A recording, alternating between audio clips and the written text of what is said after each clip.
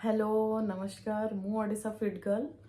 एटा more first long video आपण माने तो सब बेले मते शॉर्ट वीडियो रे देखि तो आजिर वीडियो है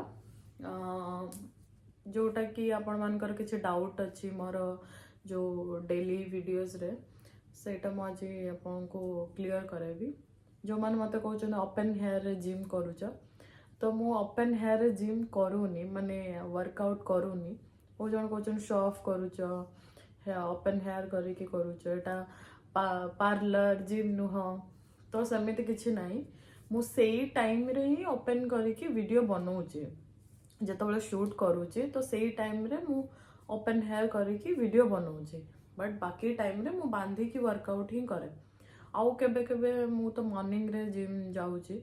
तो जेबे मु हेयर वॉश करथाय मते टाइम होएनी सुखिया पाए तो सेबे मु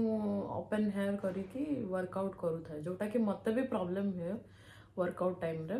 बट सेमिति किछि नै कि मु पूरा रेगुलरली चुट्टी को खोला रखी कि वर्कआउट करूचे सेमिति किछि नै आउ गोटे कथा जो माने मो वीडियोस रे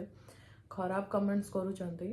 तो तांको मु एया कहबी कि जे जदी गोटे नुआ क्रिएटर से किछि गोटे वीडियोस बनाउची